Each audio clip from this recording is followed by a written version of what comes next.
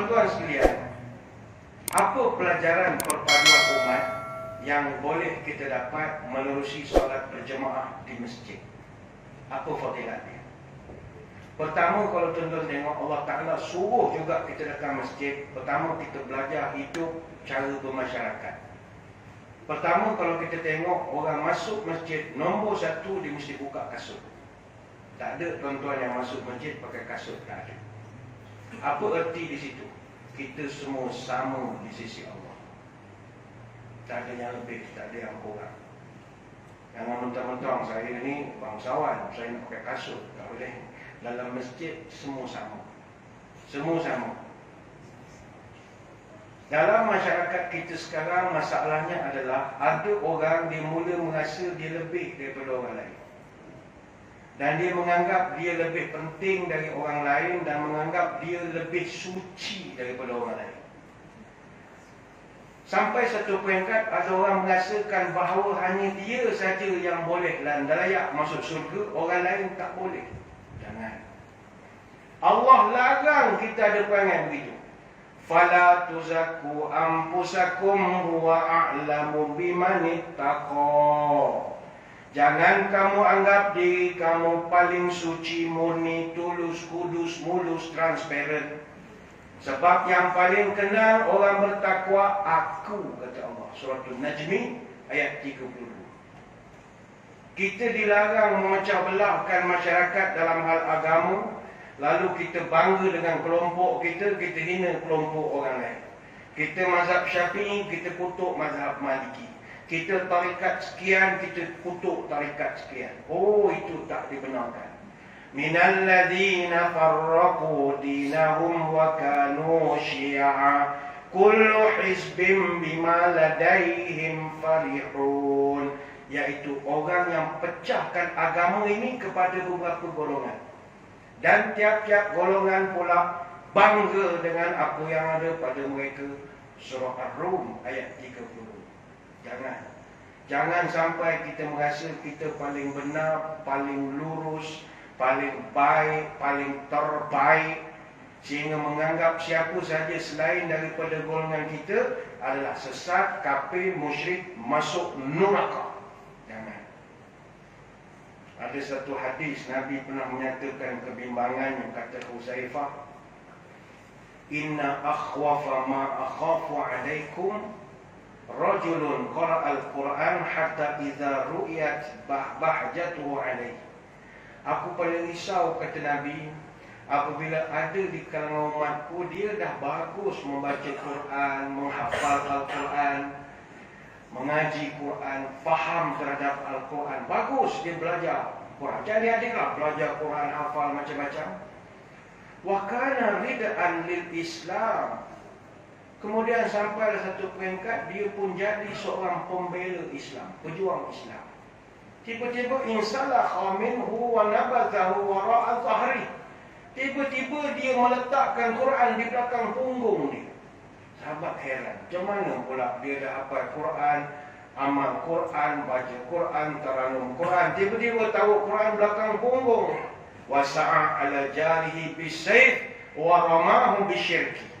Iaitu ketika dia sudah mula menyerang saudara se-Islamnya dan sudah mula menuduh orang lain sebagai kafir.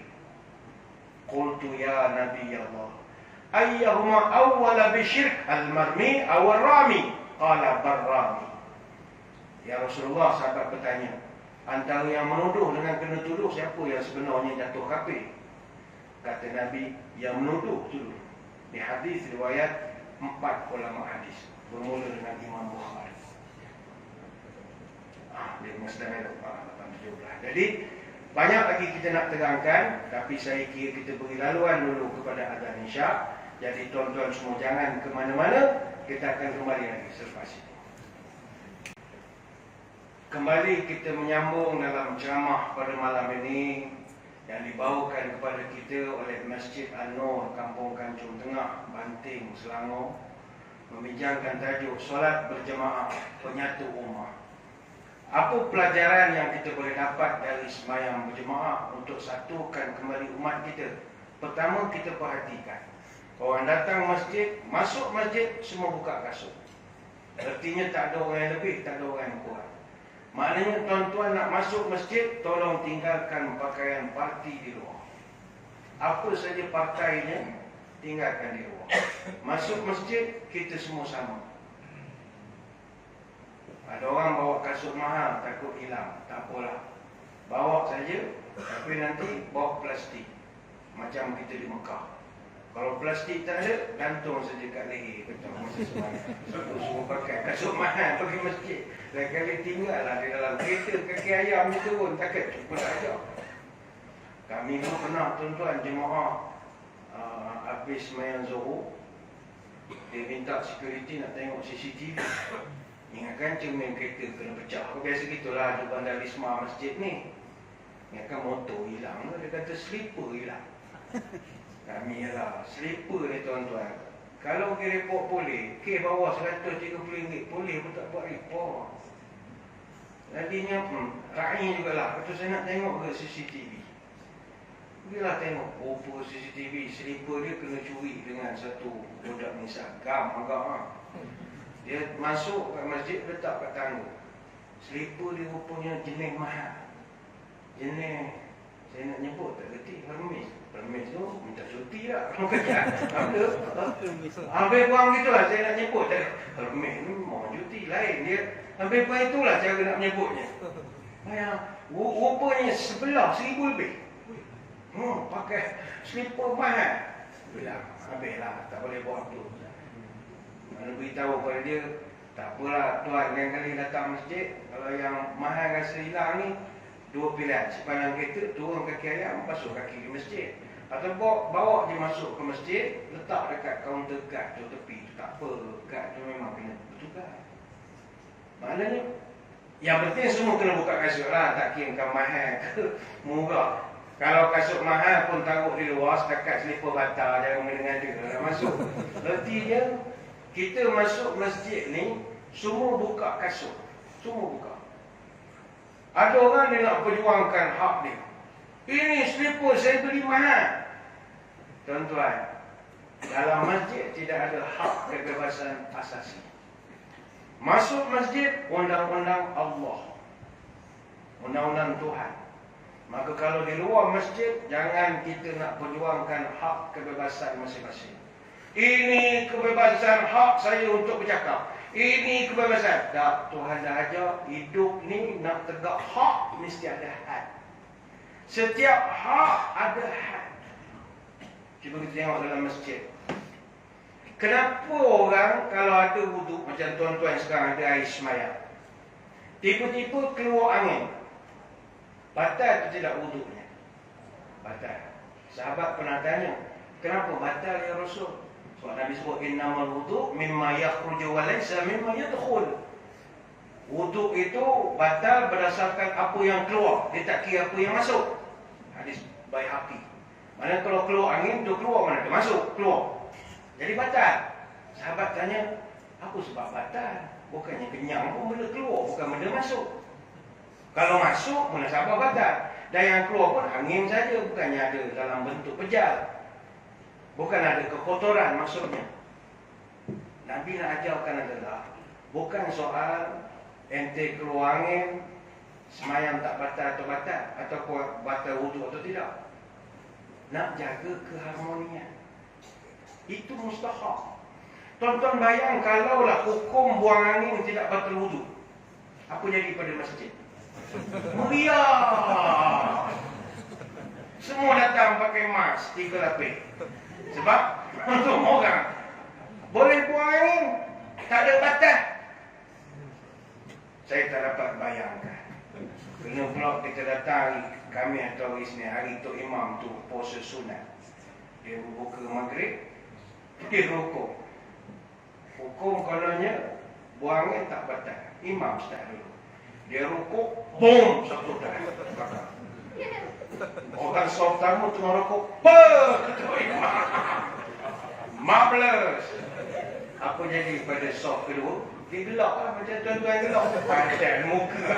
Aku dah agak, patut aku air kambing duduk soft nombor 2. Imam ni, yalah orang lama ni bukan boleh kontrol dia sangat. Bila orang soft pertama kena gelak dengan soft kedua, soft pertama sakit hati. Oh, kau gelakkan aku ya. Kau turunkan kedua. Rukuk ramai-ramai macam meriam. Bom bom bom bom bom bom bom bom. Rakaat kedua. Marvelous. Soft ketiga, kita ada 4 rakaat. Bayangkan, masjid kita jadi tempat berbalas pantun. Sebab tak kontrol. Sebab itu agama ni diajar kontrol. Boleh je atas rahmat Allah Ta'ala. Okeylah, you buang ni, bukan you nak. Benda tu memang tak boleh kontrol. Terutama warga mat. Saya faham, kita jaga masjid, jemaah kita ramai warga mat. Warga mat dia dah tak boleh kontrol tuan-tuan. Dia corner sikit keluar, corner sikit keluar. Dia asal ambil side lebih dia keluar. Dia dah tak boleh kontrol macam orang muda lain. Kadang kita kesian. Nak bangun dah kesian, susah. Jalan lagi pergi ambil wudu. Kalau kita boleh buat fatwa, okeylah untuk orang 70 ke atas.